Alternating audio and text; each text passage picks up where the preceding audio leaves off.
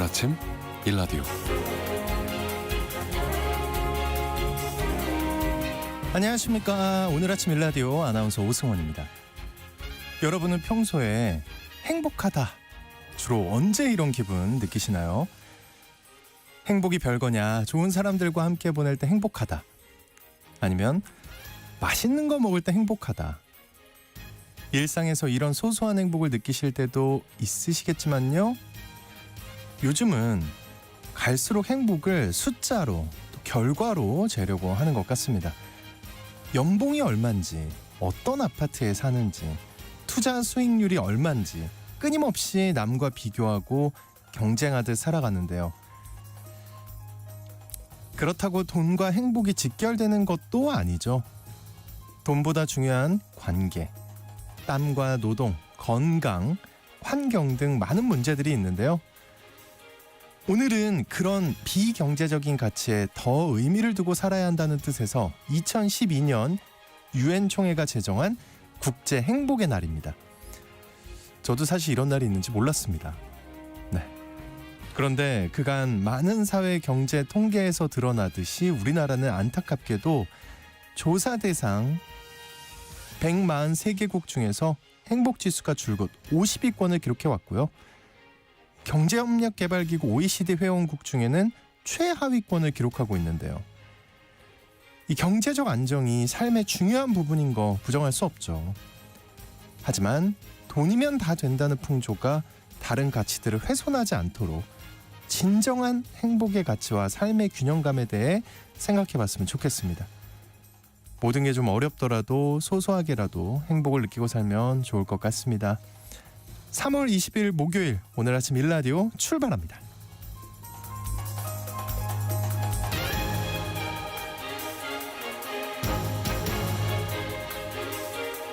네, 오늘 아침 일라디오 이 시간은 물론 KBS 일라디오의 모든 프로그램은 유튜브, KBS 일라디오 공식 채널이나 모바일 콩 어플리케이션을 통해 실시간으로 함께 하실 수 있습니다.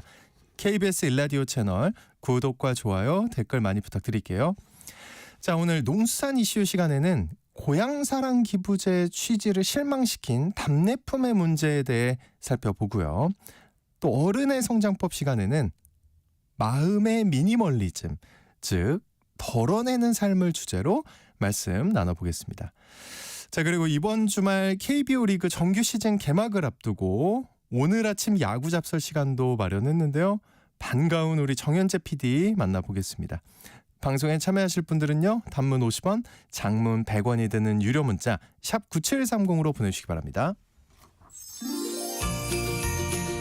유익한 정보와 살아있는 이야기가 있습니다. KBS 오늘 아침 일라디오.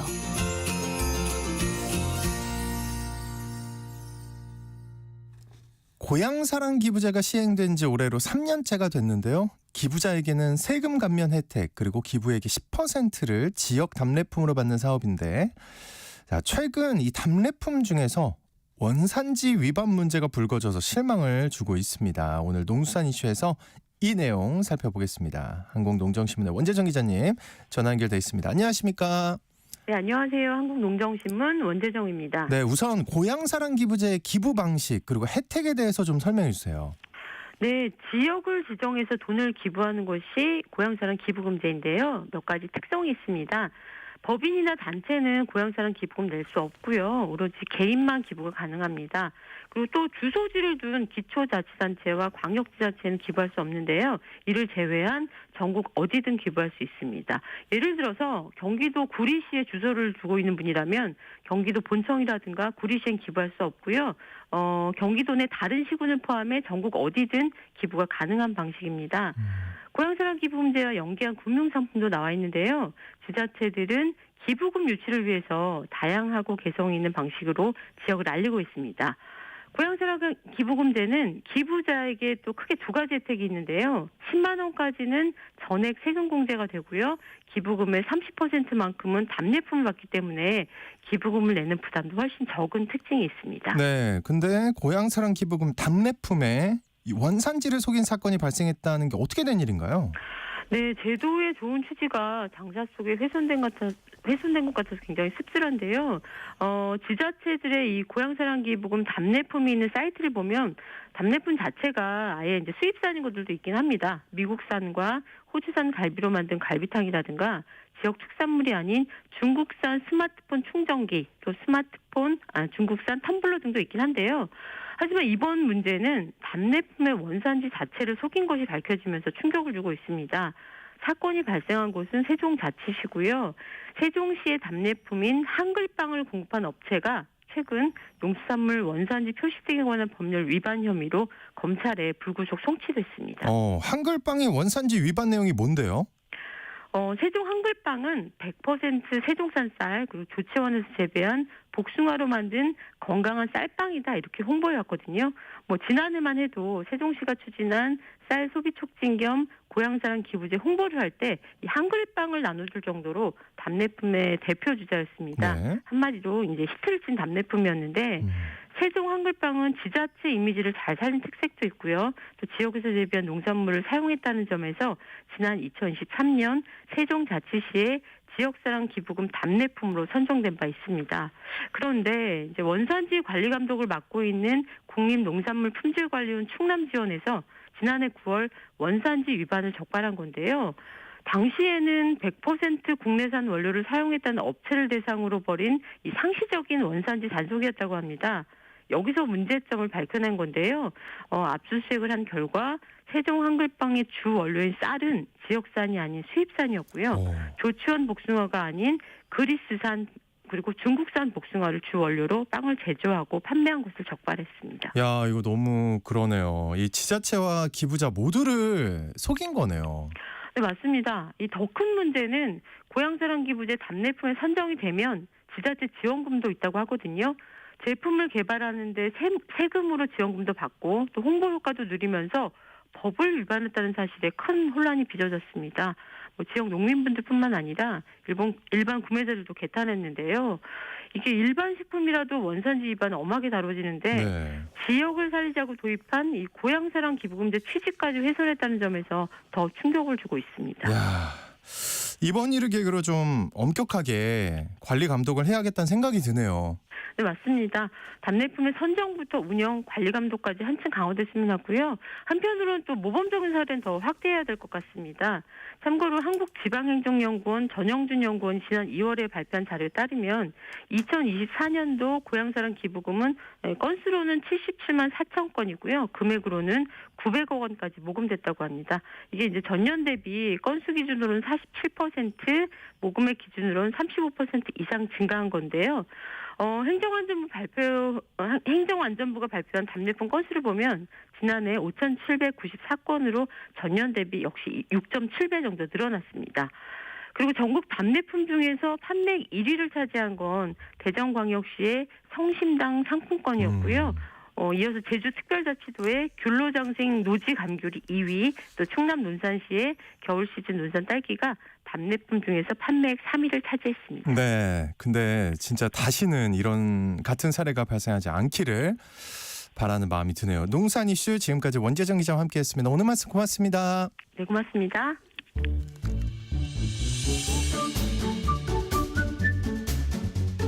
아침을 여는 기분 좋은 습관. KBS 오늘 아침 1라디오.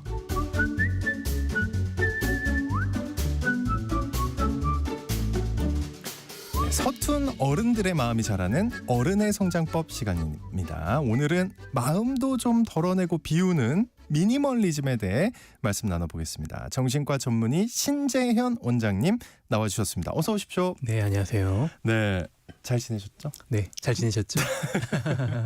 네, 이 미니멀리즘 하면은 이게 아는 분들 많을 것 같아요. 이 집안의 가구나 내가 소유하고 있는 물건 같은 거를 최소한으로 줄여서 좀 단순하게 살자 뭐 이런 거잖아요. 그죠? 근데 그쵸. 마음도 비우자는 건가요? 그쵸, 네. 마음이 우리 이런 말이 있잖아요. 비워낼수록 삶이 더 평온하고 풍요로워진다. 라는 말이 있잖아요. 네네. 근데 이런 내용들이 마음의 영역에서도 해당이 됩니다. 우리가 보통 뭐 마음을 내려놔라, 마음을 비워라라는 말을 많이 하는데 현대 사회에서 이런 말이 좀 더 많이 들리게 되는 이유가 있죠. 일상의 소음이 너무나 많고 가만히 있어도 생각이 많고 또 가만히 있어서 온갖 채널로 정보들이 다 들어오니까 맞습니다. 계속 걱정과 염려가 끝도 없이 떠오르게 되는 그런 환경인 것 같아요. 그러니까 사람들이 명상도 하고 이런 내적인 건강에 관심을 더 많이 기울이는 것 같고요. 마음을 좀 비우고 줄여 나가려는 그런 노력들이 삶의 질이나 기분의 향상이나 더 나아가서 신체적인 건강에도 도움이 된다는 연구 결과는 굉장히 많거든요. 네. 그래서 오늘은 마음의 미니멀리즘에 대해서 한번 얘기를 나누도록 하겠습니다. 저도 진짜 그 마음이 심란하면 청소하고 막 뭐랄까요, 미니멀리즘을 좀 실천하고 있는 것 같기는 한데 뭘 좀 주로 많이 버리세요? 저는 글쎄 기본적으로 못 믿으실지 모르겠지만 미니멀리즘을 추구하고 있습니다. 뭘? 근데 뭐 원래 그쵸. 인간 자체가 인간 자체 아무것도 없잖아요.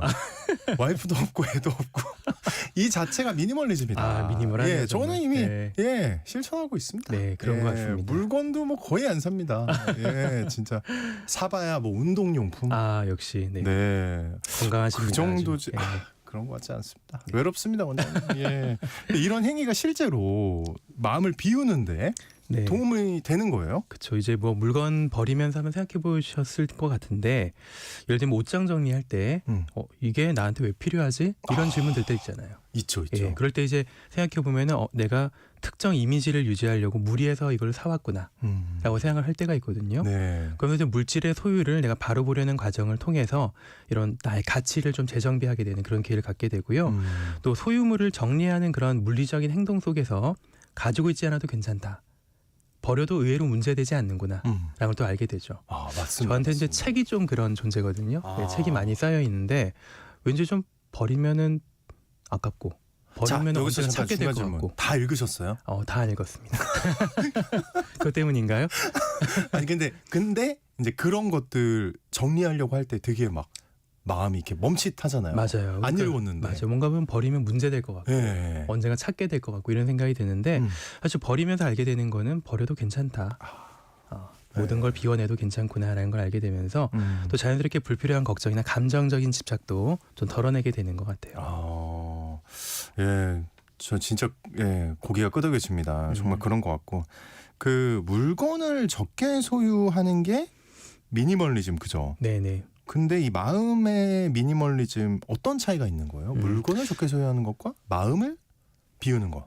물건을 적게 가지는 것하고 마음을 비우는 것이 사실 같은 뿌리를 가지고 있다고 보시면 되는데 두 가지 전부 불필요한 것을 덜어내서 본질에 집중한다라는 공통점이 있습니다. 아마 청취자분들께서도 불필요한 물건 버리면서 얻게 되는 빈 공간이나 여유 등을 한번 경험해 보신 적이 있을 거라고 생각이 되는데 근데 이제 문제는 그걸 다시 채워넣잖아요. 비운 다음에 깨끗이 청소하고 너무 허전한데 하나 뭐 사야 되나? 이런. 그래서 뭐 인간의 욕심은 끝이 없고 같은 실수를 반복하는 맞습니다. 그런 과정이 겪게 되는데 여기 이제 물건을 덜어내면서 얻는 자유로움과 편안함이 마음속에서 똑같이 일어나거든요. 그러면서 이제 삶이 좀 주변적인 것들보다는 본질적인 것에 좀 더 초점을 맞추게 되는 게 이런 미니멀리즘의 과정인 것 같습니다. 어쨌든 근데 이제 필요한 것과 필요하지 않은 것을 구분하는 것 자체가 쉬운 일이 아닌 것 같은데요, 그죠? 네, 그렇죠. 이거 좀 이렇게 나에게 꼭 필요한 마음과 필요하지 않은 마음 이 구분하는 기준은 뭔가요? 뭐 물건도 마찬가지일 텐데요. 가장 중요한 선택의 기준은 이 생각이나 감정이 지금 내 삶에 실제로 도움이 되는가. 그리고 뭐 심리학에서는 이제 실효성이라고 하는데, 실효성이라고 하는데, 내가 예를 들어 목표를 이루기 위해서 필요한 의욕이나 자신감은 필요한 요소고, 또 과거의 잘못이나 불쾌한 감정을 되새기면서 교훈을 삼고 이런 행위 자체는 좀 필요한 요소잖아요. 근데 그게 범위를 넘어서서 지속적으로 나를 비난하고, 나를 좀 무력하게 만드는 생각으로 확장되게 된다면 사실 필요하지 않은 거죠. 그래서 우리한테 필요한 태도는 지금 내가 하고 있는 행위가 혹은 내가 가지고 있는 마음이 나한테 도움이 되나? 라는 질문을 돌아가서 자주 나한테 좀 질문을 던져보는 게 중요합니다. 또 그러기 위해서는 내 마음을 좀 거리를 두고 보려는 그런 시도와 이런 관찰하는 태도가 필요하기도 하고요. 네. 근데 이제 그럼에도 생활하면서 이제 쌓이는 어떻게 보면 무의식적으로 쌓일 수도 있고요. 이런 감정의 스트레스랄까요? 뭐 이런 찌꺼기들 이런 거 있을 수밖에 없을 것 같은데 좀 일상에서 즉각적으로 활용할 만한 습관이 있다면 어떤 게 있을까요? 좀 좋은 습관. 제가 좀 일상적으로 드릴 만한 팁은 하나는 호흡이고요. 호흡이요? 네. 의도적으로 좀 브레이크를 가지는 게 좀 도움이 되는데 잠깐씩이라도 호흡에 집중하는 시간을 만들어 보는 거예요. 예를 들면 잠자기 전이나 일하는 중간에 가만히 앉아서 그냥 어렵지 않게 눈을 감고 한 서너 번만 천천히 숨을 들이마시고 내쉬는데 근데 호흡을 들이마시거나 내쉴 때 느껴지는 감각을 관찰해 보는 겁니다. 이런 관찰을 하는 것만으로도 연구에 따르면은 불안을 조장한 뇌의 부분이 편도체라고 하는데 네. 이런 부분들이 좀 더 안정화되면서 실제로 좀 내가 가지고 있는 불안이 가라앉는다고 얘기를 하고요. 또 생각이나 감정이 머릿속에서 계속만 맴돌 때 있잖아요. 네, 예. 그럴 때는 글로 옮겨 적는 습관을 들여보는 게 도움이 됩니다. 그냥 종이라든지 스마트폰 메모장에다가 현재 느끼는 감정이 뭔가를 적고 또 점수를 한번 적어보는 거예요. 점수를 0에서 100점까지 예. 지금 한 80점, 70점 이렇게 적어보는 거고 그렇게 이제 적는 것 자체만으로도 좀 가벼워지는 게 체감되는데 왜냐하면 이런 생각이나 감정을 내가 거리 두려고 하는 게 아까 중요하다고 말씀드렸는데 적는 행위 자체가 예. 내 머릿속의 생각을 끄집어내서 종이에다 옮겨 적는 거잖아요. 그 생각과 나와의 좀 거리가 생기기 때문에 그저 그 생각과 감정, 감각을 관찰하는 그런 효과를 가져오게 됩니다. 그러면서 아 내가 이런 걸로 스트레스 받았구나. 라는 걸 이제 객관적으로 바라볼 수 있게 되고 또 그러면서 마음의 여유를 갖게 되는 거죠. 아, 제가 그 말씀하신 명상 있잖아요. 그 호흡에 집중하는 거. 그거를 명상. 네네. 예 한번 그 해봤거든요. 유튜브에 저번에 말씀해 주신 대로 네네네. 찾아서 봤더니 네. 아 좋긴 좋았어요. 진짜 며칠은 굉장히 좋았는데 좋은데 하다가 갑자기 이 하는 분이 궁금해지는 거예요. 자 호흡을 비웁니다.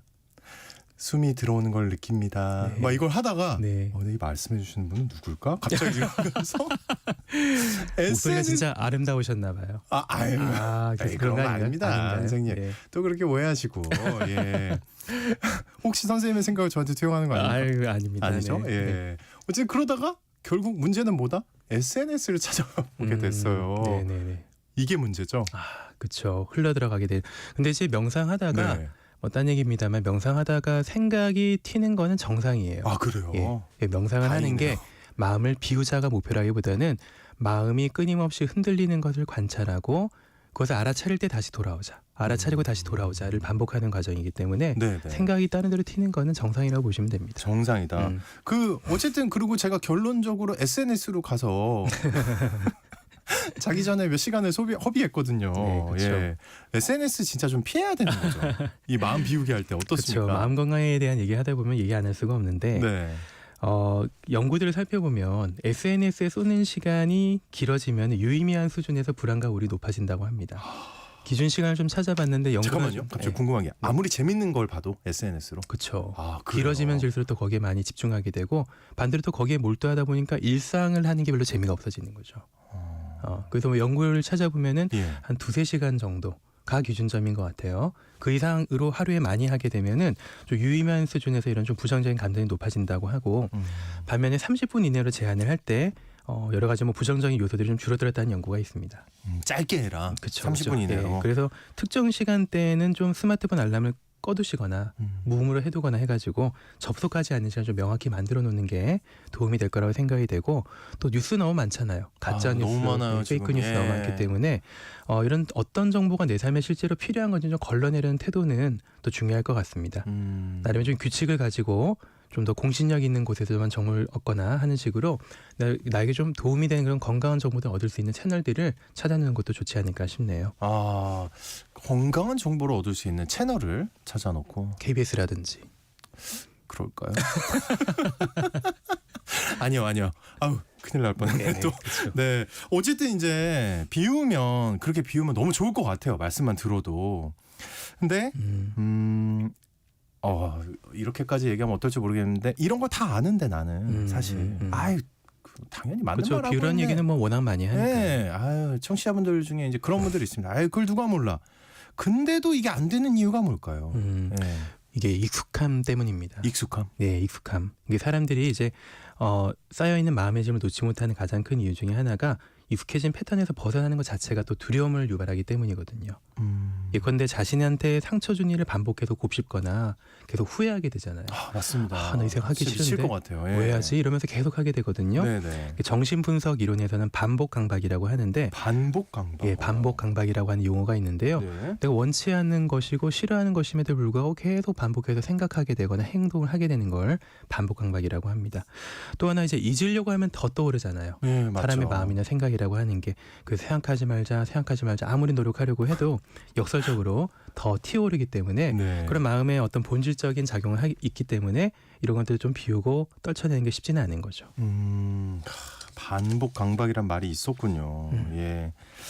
자, 그런데 이 마음을 덜고 비우는 과정이 자칫 현실 도피다. 아니면 좀 극단적인 회피. 막 이렇게 이어지게 될 가능성도 있지 않을까요? 그렇게 생각할 수도 있습니다. 네. 그래서 또 사실 마음을 비운다라는 명목 하에 산속으로 들어가시거나 산속으로. 예. 예. 아니면 뭐 동굴에 숨어버리거나 예. 잠수 타버리거나 하시는 분들이 종종 계시는데 사실 마음을 비운다는 게 스트레스나 걱정을 덮어버리는 게 아니고 그것들과 함께 살아가는 태도를 바꾸는 과정에 가깝거든요. 현실 도피라는 거는 문제를 외면하고 책임을 회피하는 행위겠죠. 근데 마음을 덜어내는 과정은 일단 눈앞에 있는 문제나 감정을 인정하는 데서 보통 출발을 합니다. 그러면서 내가 불편한 감정을 느끼더라도 이게 왜 생겼고 나한테 어떤 의미가 있고 아까 얘기했던 이것이 진짜 나한테 도움이 되는 행위인가 생각인가라는 것을 좀 고민하면서 덜어내는 과정이기 때문에 그냥 아무것도 신경 쓰지 않고 피한다라는 얘기랑 조금 다르기는 하죠. 그렇군요. 자, 그러면은 어떻게 이제 이런 심리적 여유가 좀 늘어나면 인간관계에 어떤 영향을 미칠까요? 사람들이 마음을 비고 덜어낸다는 경험을 할수록 네. 관계에서도 마찬가지로 꼭 필요한 것과 그렇지 않은 것을 구분하게 되죠. 아마 이런 관계도 좀 있으실 텐데요. 억지로 맞춰주느라 지쳐 있거나 서로한테 이득이 되지 않은 관계를 억지로 끌고 가는 그런 관계가 아마 있을 거라고 생각이 됩니다. 있죠. 그렇죠. 예. 참 에너지 아깝거든요. 맞습니다. 예, 그래서 소중하고 의미 있는 사람들과의 시간을 더 충실히 채우기 위해서 에너지를 어디에 좀 소비할 것인가 하는 걸 선택하는 과정들이 또 굉장히 중요한데 그래서 마음의 미니멀리즘 같은 것을 좀 실천하려고 노력을 하다 보면은 이런 게 좀 가능해지죠. 사실 원하는 것을 원한다. 원하지 않는 것을 원하지 않는다 말하는 게 참 힘든 일이거든요. 어렵죠. 네, 참 어렵죠. 그래서 진짜 중요한 게 무엇인가라는 질문을 계속 머릿속으로 떠올리면서 가져가시다 보면은 이거 내가 원하지 않는 건데 굳이 할 필요가 있나 이러면 좀 선택을 하게 되는 그런 계획이나 기회들이 늘어나게 될 겁니다. 네, 제가 사실 그런 식으로 노력을 되게 많이 해봤어요. 정말 인간관계도 끊어보고, 그러니까 뭐 저만 알게 뭐 가고 싶지 않은 결혼식, 뭐 장례식장 이런 거 그냥 이제는 40 넘으니까 그냥 다 안 하고 있거든요. 아, 네. 네, 그렇죠. 그냥 의미가 없더라고요, 사실. 뭐 제가 결혼 안 할 것 같기도 하고. 어쨌든. 현실적으로. 네. 그렇죠. 그렇죠. 현실적으로. 네네. 현실이요? 이게 아직 모릅니다. 예. 네, 아직 모르죠. 가능성은 네. 갖고 있어요. 네. 예. 근데 어쨌든 제가 그때 느끼는 불안감이 하나가 또 생기는 게 그렇게 지금 한 2, 3년을 넘게 살고 있거든요. 그래서 막 욕도 많이 먹어요. 근데 문제는 제 스스로가 근데 이렇게 하다 인간관계 너무 좁아지는 거 아니야? 나중에 너무 외로워지지 않나? 이런 걱정이 드는 거예요. 이런 거는 어떻게 생각하세요? 내 가치관에 네. 맞으시나요? 어떠신가요? 그렇게 살아가는 게. 저는 사실 좋아요. 예. 그러니까 결국 사람의 삶의 만족이라고 하는 거는 제가 환자분들께도 종종 말씀드립니다만 좀 단순하게 본다면 내가 원하는 삶의 방향이 있고 또 내가 현재 하고 있는 행위가 그 삶의 가치관과 방향이 맞다라는 생각을 할 때 만족스러워지는 거 아니겠습니까? 예. 반대로 내가 지향하는 삶의 가치관이 있는데 나는 이제 미니멀하게 살고 싶고 덜어내고 살고 싶은데 근데 현재 내가 취하는 행동이 그것과 반대되는 방향이라면 굉장히 좀 불만족스럽겠죠. 단순하게 본다면.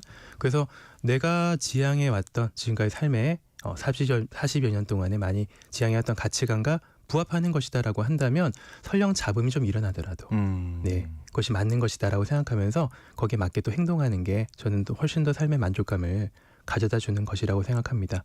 물론 뭐 관계가 중요한 사람도 있고요. 네, 예. 관계가 또 가치관인 사람도 있으니까 그런 사람들은 또 그것들을 너무 좀 억지로 떨쳐내려고 하거나 거리 두는 건 또 본인이 더 힘들어지는 그건 또 아니다. 그런 계기가 되겠죠. 사람마다. 네, 그래서 스스로가 내 가치관이 어떠한가? 나의 가치관은 무엇을 지향하고 있는가를 생각해보는 게 중요한 것 같습니다. 알겠습니다. 자, 어른의 성장법, 오늘은 마음을 비우는 미니멀리즘에 대해 말씀 나눠봤습니다. 정신과 전문의 신재현 원장님과 함께했습니다. 오늘 말씀 고맙습니다. 감사합니다.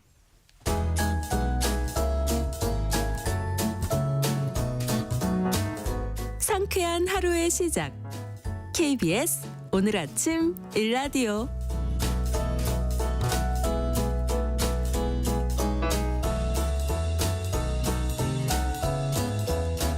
네, 대한민국에서 가장 인기가 많은 프로스포츠죠. 프로야구가 이제 이틀 뒤인 이번 주 토요일에 2025 시즌을 시작합니다. 올 시즌은 투수의 피치 클락 도입을 비롯해서 바뀐 점들이 적지 않게 있다는데요. 유튜브 야구 잡설 진행자인 전 오늘 아침 PD 정현재 PD와 함께 달라진 점들과 그밖에 프로야구 이야기 나눠보겠습니다. 어서 오십시오. 안녕하십니까? 네. 너무 얼굴이 좋아 보여서 예. 보자마자 배가 아파서 지금. 네, 제가 육아휴직 중인데 그러니까요. 나왔습니다. 어떻게 오랜만에 새벽 네. 공기 어떻습니까? 좋죠. 빨리 일하고 싶죠. 막 아니요. 나오고 싶죠. 네, 자고 싶습니다. 내용으로 넘어가시죠, 빨리. 네. 알겠습니다. 우선 네. 올해 들어서 바뀐 점 아까 지금 얘기하다 보니까 피치 클락 얘기도 나왔고 네. 뭐 여러 가지 바뀐 점이 많은 것 같은데 하나씩 네. 짚어보겠습니다. 먼저 네. NC 다이노스 얘기인데 감독이 네. 바뀌었어요. 네. 사실은 이게 작년 10월에 벌써 발표가 된 내용이긴 한데 그래도 10개 팀 중에 한 팀의 사령탑이 바뀐 게 제가 봤을 땐 가장 큰 이슈가 아닌가 싶어서 가장 먼저 뽑아봤고요. 네. 이게 이제 순위 판도에 어느 정도 영향을 줄 것인가 저는 기대가 크거든요. NC가 작년에 가을 야구를 못했고 근데 이제 이호준 감독이 NC의 타격 코치로 있다가 오셨는데 물론 이제 그 수석 코치도 하시고 그랬지만 예. LG의 이호준 코치가 가면서 LG 타격이 굉장히 좋아졌다. LG 맞습니다. 팬으로서 예. 네, 인정하시지 기억나요. 않습니까? 완전 인정하죠. 네, 예. 타격이 굉장히 좋아졌었기 네. 때문에 그리고 그렇게 그 선수들을 편안하게 해준다 그러던데. 예. 그러니까 NC 팬들의 기대가 지금 꽤 큰 것 같습니다. 그래서 그 타격이 살아나면 이 팀의 성적에 굉장히 영향을 많이 미치는데 타격이 왜 중요하냐? 당연히 중요하겠지만 작년의 기아가 타격이 왜 중요한지를 보여줬어요. 왜 그러냐면 예. 기아가 우승을 했잖아요. 근데 진짜 깜짝 놀라는 게 뭐냐면 작년에 에러 개수가 가장 많은 팀이 기아 타이거즈입니다. 그랬어요? 네, 에러 개수가 1위예요. 아니 뭐 수비를 잘해야 우승한다 이랬는데 그러니까. 아니군요. 네, 에러가 제일 많았음에도 불구하고 득점력이 아주 그러니까 2위 득점이 LG 뭐 이런 팀이었는데 한 뭐 50점 정도 차이가 그러니까 LG도 있고 예. 다른 팀도 있고 이제 예. 득점이냐 아니면 타점이냐 이런 거에 따라 다른데 그래도 그죠. 한 50개 정도 차이가 나는 엄청난 득점력을 보여주면서 뭐 작년에 기아야 뭐 네, 진짜 우승을 했거든요. 예. 그러니까 NC가 뭐 단번에 뭐 우승 전력까지 가진 않더라도 아무래도 작년과는 좀 다른 판도를 보여줄 확률이 높다. 네, 그렇게 생각을 합니다. 기대해 봐야겠습니다. 네, 일단 NC 그리고 네. 구장이 바뀐 팀도 있어요? 저 네. 이것도 다 처음 듣네요. 어떤 팀이에요? 한화 이글스가 예. 새 구장에서 시즌을 시작을 합니다. 대전 한화생명 볼파크라는 신구장을 지었어요. 이게 원래 앞에 사실은 대전 이름이 안 들어갔었는데 뭐 이런 뭐 에피소드가 있으면서 대전 한화생명 볼파크로 뭐 정치적인 이유가 있었던 거예요? 그건 잘 모르겠습니다만 하여튼 예. 네, 대전시에서 조금 이렇게 얘기를 하셨던 것 같아요. 예. 예. 그래서 외야 펜스가 국내 최초로 5개의 변으로 이루어져 있어요. 네. 뭐 딴 데는 몇 개의 변이죠? 딴 데는 그냥 둥그렇게 이렇게 잠시 아. 같은 경우는 둥그렇고 예. 삼성 같은 경우는 1개, 2개, 3개 변이 외야가 예. 3개 이렇게 돼 있는데 이거는 5개입니다. 어. 그래서 혹자는 오각형이라고 하던데 이게 제가 봤을 때는 오각형이 아니라 칠각형이거든요. 왜 이렇게? 근데 굳이 그렇게 했을까요? 모르겠습니다. 원으로 하면 원. 메이저 리그들은 다 원 아닌가요? 메이저리그는 네. 각 구장마다 특성이 다 달라요. 다르다. 페네이 파크 같은데 그 그린몬스터 아시잖아요. 예. 오픈드도 있고, 네. 뒤에 센터 뒤쪽에 언덕이 있는 곳도 있고 한테 다 다른데 5개의 변으로 이루어져 있고 좀 그리고 개성 있게 했네요. 네. 가장 오른쪽에 있는 네. 그 펜스가 그 이번에 몬스터월이라고 해갖고 높이를 9m까지 올렸어요. 한화가 좌타자가 별로 없나요? 왜 그렇게 했을까요? 글쎄요, 그게 이제 일단 일종의 재미를 만들기 재미로. 위해서 그렇게 한 것 같은데. 좌타자의 홈런이 잘 안 나올 텐데 우타자의 밀어치기 홈런이나. 그렇죠. 네. 그게 약간 펜스를 당기긴 했어요. 한 92m 정도로 보통은 95에서 100m 정도 되는 길이가 있는데 예. 좀 더 당긴 다음에 높였어요. 네. 그리고 그 뒤에 불펜을 넣었습니다. 불펜이라 하면 이제 그 선발 투수가 아닌 불펜 투수들이 몸을 푸는 공간이죠. 1층에 이제 한화 선수들이 몸을 풀고 2층에는 이제 어웨이 팀의 투수들이 몸을 푸는 불펜을 거기 넣어가지고 그리고 거기는 약간 이게 투명하게 보이게 돼 있어요. 와. 네. 한번 영상 찾아보시면 멋진데요? 굉장히 얘기만 들어서는. 네. 재밌게 만든 것 같아요. 그리고 롯데자이언츠가 네. 사직구장에 이제 우리 팬들은 성담장이라고 얘기를 했는데 담장을 낮췄어요. 이전에 있었던 성단장님이 담장을 높였거든요. 네. 그래서 성담장 이렇게 얘기를 했었는데 그게 6m였는데 이번에 3년 만에 4.8m로 내렸습니다. 롯데자이언츠 이제 그게 이제 높으면 홈런이 덜 나오잖아요. 그러니까요. 근데 작년에 삼성 같은 경우에 홈런이 많이 나오면서 팀 분위기가 확 좋아지고 2위까지 했지 않습니까? 근데 삼성이 따지고 보면 타율로 따지면은 7위 정도 돼요. 타율이 그렇게 높은 팀이 아니었어요. 근데 홈런의 힘으로 팀 분위기 확 살면서 2위까지 한 거거든요. 제가 봤을 때는 예. 롯데도 약간 그런 걸 노리는 것 같습니다. 네. 이게 우리 네. 팀이 쳤을 때 물론 그 상대 팀이 칠 확률도 높아지지만 당연하죠. 근데 우리가 많이 치면서 이 공격적인 어떤 이 분위기를 높이고 싶다. 특히 홈이니까. 네. 예. 우리 팀이 잘했을 때 네. 홈관중의 열광적인 성원. 아, 그렇죠. 그렇죠? 그 분위기 타는 거죠. 그러니까. 그게. 아, 네. 삼성- 연결이 좀 되네요. 예. 삼성의 작년에 홈구장 분위기가 진짜 너무 좋아가지고 삼성은 이번에 그 응원 팀을 한 팀을 더 뽑았어요. 그래서 응원단을 하나 더 만들었어요. 단상을. 그래서 응원팀이 2팀이에요. 홈팀 분위기가 얼마나 좋으면 롯데도 그런 걸 노리는 게 아닌가. 우리 강진미님이 네. 보이는 라디오로 보고 있는데 정현재 PD님 설명해주신 손짓이 재밌다고. 아, 손짓 좀 더 많이 해주세요. 제가 말을 잘 못해가지고 손으로 얘기하는 편인데 이게 진미님 그걸 아셔야 됩니다. 우리 정현재 PD가 칭찬에 좀 약해요. 손짓 칭찬 지금 들었잖아요. 지금 공손히 모으고 있거든요. 와. 어쨌든 예. 네. 이거 구장이 바뀐 팀들은 그렇고 하나 이글스가 이번에 팀 로고랑 유니폼도 바꿨습니다. 하나는 구장도 바꾸고 팀 네. 로고도 바꾸고 유니폼도 바꾸고. 아무래도 유니폼 좀 팔아야 되겠죠. 그냥 구장을 바꿨으니까. 아, 예. 네네. 예. 그리고 두산 베어스도 팀 로고와 유니폼을 새로 바꿨습니다. 근데 네. 이 얘기 들으면 하나 이글스 관계자분들이 싫어하겠지만 사실인데요. 뭐. 아니 저는 맨날 이제 그 보잖아요. 실제 이제 가서 보면은 옛날 유니폼 입은 분들이 너무 멋있더라고요. 아, 저는. 그렇죠. 네. 클래식 유니폼이라고 그러니까요. 하고 예뻐 보이고 되게 오랫동안 옛날 눈에 익어가지고 예. 장종훈 이렇게 뒤에 박혀있고 네. 빙그레 대박이죠, 이글스. 진짜. 예. 네. 그런 거 가진 사람 너무 부러웠는데 네. 이런 얘기하면 안 좋아하겠죠. 새로운 거 사야 돼. 그리고 경기 규정도 바뀐 게 많다면서요. 어떤 게 바뀌었습니까, 먼저? 많이 바뀌었습니다. 네. 일단 스트라이크 존 존이 얘기부터 해야 될 것 같아요. ABS 하고 있었잖아요. 네, ABS를 하고 있었는데 그 크기는 똑같아요. 음. 크기 그 자체 음. 정육면체죠. 예, 그 예. 크기는 똑같은데 높이가 살짝 낮아졌습니다. 높이가 네, 그래, 0. 높은 볼. 네, 0.6%라고 하는데 이게 이제 타자가 180cm의 신장일 경우 1cm 정도 내려왔습니다. 그 차이가 클까요? 1cm인데? 제가 봤을 땐 좀 클 것 같아요. 네. 1cm. 오. 네. 그게 높은 공이 타자들이 공략하기가 굉장히 어렵거든요. 그렇잖아요. 반응이 상대적으로 빨라야 돼요. 낮은 공에 비해서. 낮은 공은 조금 늦어도 걷어낼 수가 있는데 높은 공은 이 반응이 빠르지 않으면 아무래도 공들이 빠른데. 예. 그래서 커브 같은 거 위에서 뽕 커브라고 하는데 이렇게 네. 뽕 떨어지는 뽕 커브 같은 게 높게 들어왔을 때 자, 이거 동호인들만 하는 얘기죠. 아닙니다. 뭘 뽕컵은 제가 태어나서 처음 진짜 들어보는 프로 얘기. 선수들도 쓰는 단어예요. 아, 그래요? 네네네. 예. 근데 그런 것들에 당했던 타자들이 많았는데 그런 것들이 이제 조금 없어지고 아무래도 더 타격전이 되지 않을까 이런 생각이 들고. 잠깐만요. 8029님이 네. 우리 아들도 유니폼 4벌이나 있는데 아하. 올해 바뀌었다고 한화 이글스 황영목 선수 유니폼 또 샀다고. 네. 야, 8029님. 이게 잘하셨어요. 네.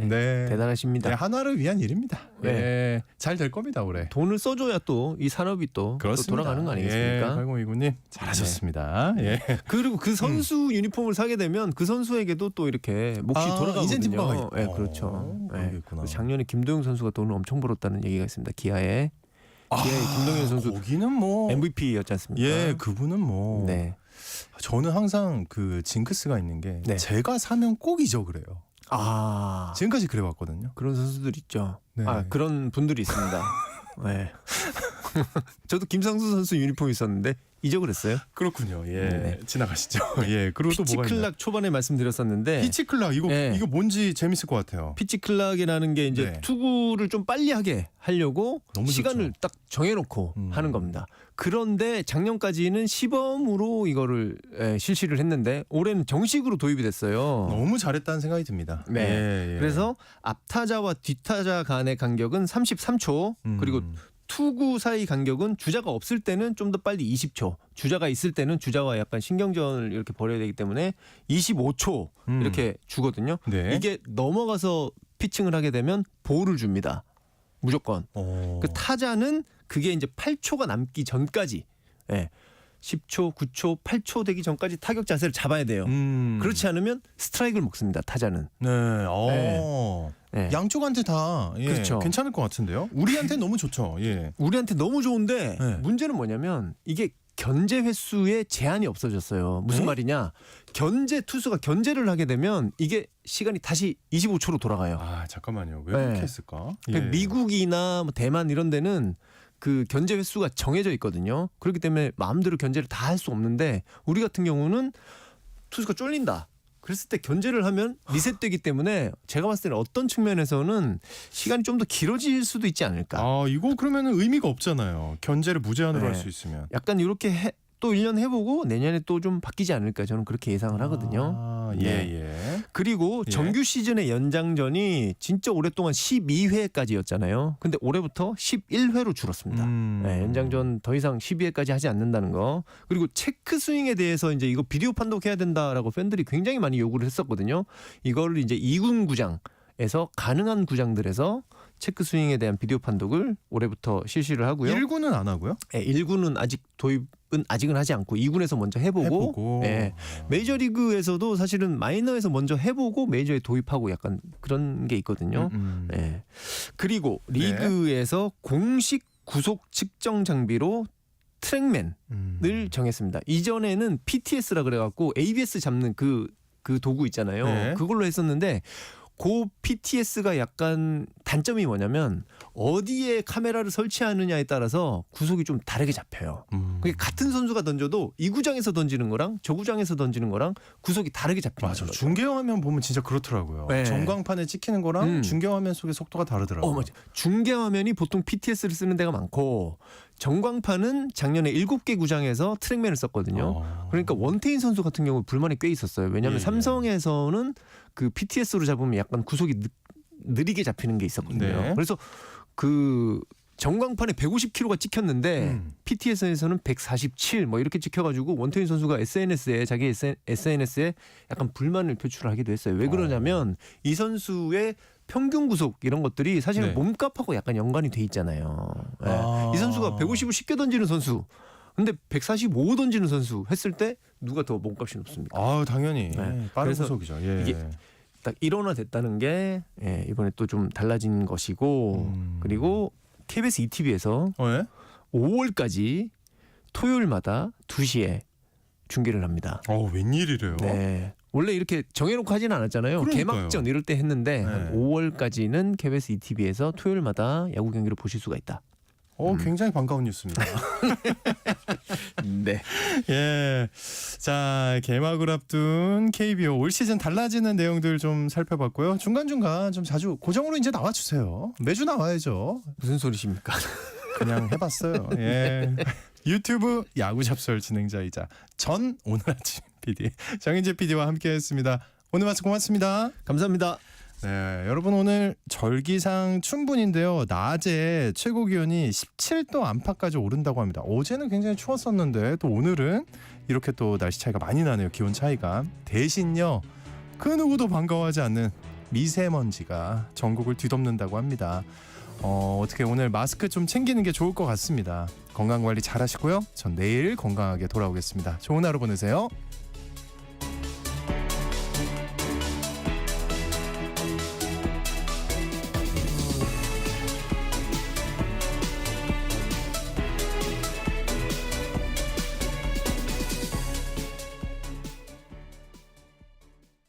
여보, 올해 공익직불금 신청이 2월 1일부터 4월 30일까지 진행된대요.